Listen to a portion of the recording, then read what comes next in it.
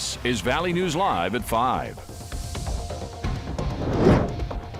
We begin with new information on the shooting that left 3 people dead, including an unborn child. As a result, 3 murder charges have been filed against 35-year-old Anthony Reese. Reese is accused of walking into a business at 401 27th Street North in Fargo yesterday, pulling out a handgun and firing shots. The victims were identified as Richard Pittman, 43 years of age, and 32-year-old April Carboni.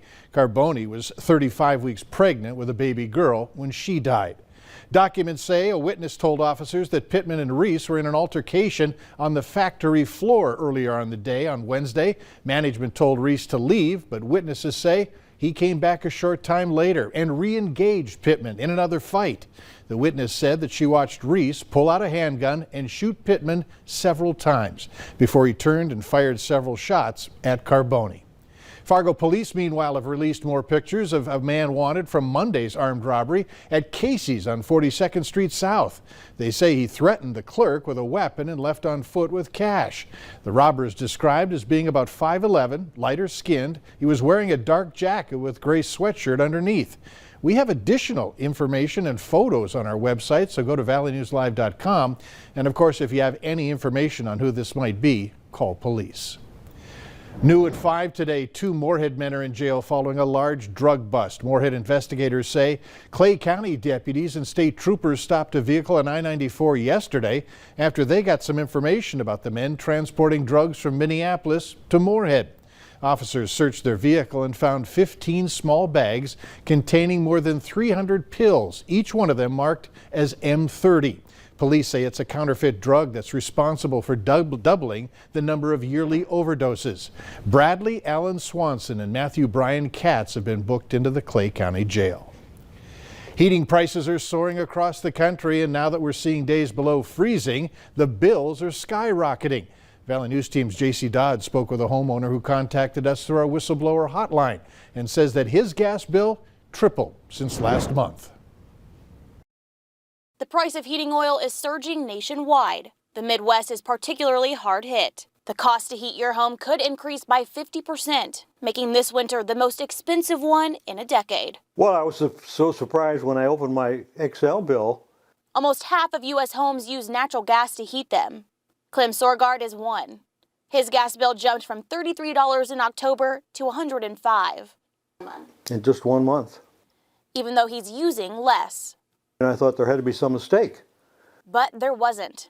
A chart on the bill indicating the price of gas had gone from less than $1.50 to almost $4 per therm since the year before. Sorgard says he's aware of the cause. We're having a big problem. Inflation. Xcel Energy officials say the price increase comes as the demand for natural gas soars, but production hasn't rebounded from the pandemic.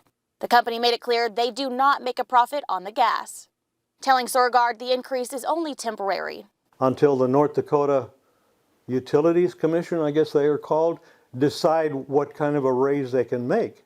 While he says he and his wife will be okay, he worries about others. Paying their bills. This time of the year, especially with the holidays coming up. In Fargo, J.C. Dodd, Valley News Live. Xcel does offer payment plans for those struggling with the increased prices. For more information on how to get help, go to our website at valleynewslive.com. You might want to keep an eye to the eastern sky as the moon rises. There's a chance that you're going to see a lunar eclipse. Let's find out if those clouds are going to cooperate. Hutch? Yeah, that's going to be the big question mark taking you through the evening, so we're going to get right to that as we enjoy a gorgeous setting sun now in Devil's Lake. We've got some clear skies making its way over the valley right now as we take a look at the eclipse sequence tonight. After 1 o'clock in the morning, we'll begin to start to see that partial eclipse get started, and it peaks. It peaks, the partial eclipse, at about 3 o'clock in the morning, then ends after 4 o'clock in the morning as we approach 5. So what about those clouds? Let's get right to it. First and foremost, it's going to be a long-lived eclipse event. That's over 6 hours worth for some. Clouds now in Minnesota, clear skies over us. Forecast shows this. The evening, not so bad, but the clearest of the skies as we head into the overnight hours will be over Minnesota, with high clouds trying to spread in for us. So this is where the best viewing chance will be as the eclipse begins at 1:18. We paused it. Hutch highlighted that area out south and east of Fargo, and it continues to drift toward the Twin Cities as we go towards peak. So could be a challenge for anyone in the valley and points west as we go through the overnight hours. Planning forecast, it looks chilly tonight early, but we do have some warmer weather in store for your Friday. Hour by hour details coming on that here, Mike, in just a few moments. All right, thanks. Look forward to that. The prosecution opened today with tense cross-examination of the man who shot and killed Ahmaud Arbery in Georgia last February. He claims he acted in self-defense while trying to make a citizen's arrest, allegedly amid a string of break-ins that has the community on edge. Reporter Daryl Forges has all of the big moments from today's courtroom involvement. Do you recall what you said to the officer? For 2 tense hours in the trial of the men accused of murdering Ahmaud Arbery, the lead prosecutor went step by step, was it like this? moment by moment, when cross-examining the man who pulled the trigger during one pivotal exchange. Defendant Travis McMichael was pressed on his claim that Arbery posed a threat to him. Didn't threaten you in any way? No, Didn't verbally threaten you? not Like verbally. yell at you? Not verbally, no. Didn't pull out a gun? He did not pull out a gun. Moment by moment, McMichael went through his actions that led up to the shooting. Prosecutor Linda Dunikowski asked whether he could have taken other actions instead of using lethal force. You could have just continued to drive behind Mr. Arbery and not even speak to him or confront him at all. And you could have stayed in your truck until he ran by and then driven away to go ahead and follow him, right? I could have, yes.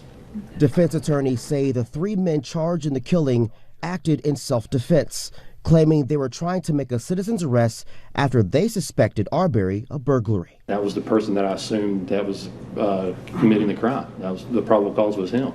But Arbery's family says he was simply out for a jog in the area prior to the shooting. He didn't have any facts on hand when he chose to pull the trigger. Not one time, but 3 times.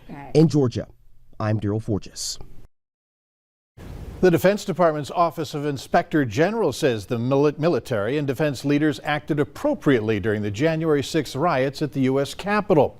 Some lawmakers and local leaders have said the military did not respond quickly enough as violent protesters breached the building. It took about 3 hours from the first time of the first call for help from the Capitol Police to National Guard before troops were deployed. The Defense Department claims that that was an appropriate amount of time to gain intelligence, determine the mission at hand, and the readiness of the National Guard troops, and deliver orders to commanders in the field. Hundreds gathered on the Capitol Hill lawn today to highlight a need to protect U.S. soldiers from sexual misconduct in the military. It was sparked by the case of Army Specialist Vanessa Guillen, who authorities say was killed by a fellow soldier last year and had previously been sexually harassed by a supervisor. But unit leadership took no action. A senator recently filed an amendment to the National Defense Authorization Act that would help soldiers like Guillen. We are fighting to change how men and women are treated in the U.S. military today. We're fighting to change how these cases are handled and what happens after these crimes are committed. We're fighting to make sure what happened to Vanessa Guillen never happens again. A report was released by the Army saying 21 Army service members were reprimanded for failing to assess the magnitude of Guillen's disappearance and allowing her suspected killer to flee the base before he died by suicide. The recently passed legislative redistricting bill from the special legislative session last week nullifies an attempt to recall one state representative from Valley City. Secretary of State Al Jaeger approved a petition format to recall Representative Dwight Kiefert back in July. The group behind the effort claimed Kiefert failed to meet the standard of a Republican and has not been committed to these standards. Kiefert says it was retaliation for voting to expel former Representative Luke Simons earlier in the year. Now the Secretary of State's office says the newly passed legislation means the election for Kiefer's House seat will be on the ballot next November. Wording in a bill states a representative may not be recalled if a special election would occur within 1 year of the next regularly scheduled election. A scammer is spoofing Fargo City Hall's phone number when they're making their calls. The city says people across the country have reported getting phone calls from that number. The caller pretends to be a grandchild who needs money. The city is urging you to be cautious and avoid sharing any personal information if you get a suspicious phone call. The United States is planning to buy 10 million doses of Pfizer's new COVID-19 treatment pill if it's approved by regulators. Pfizer's awaiting a review of its emergency use authorization request by the FDA before it can distribute the medication. The company claims the pills cut down on COVID-related hospitalizations or deaths in high-risk adults by 89%.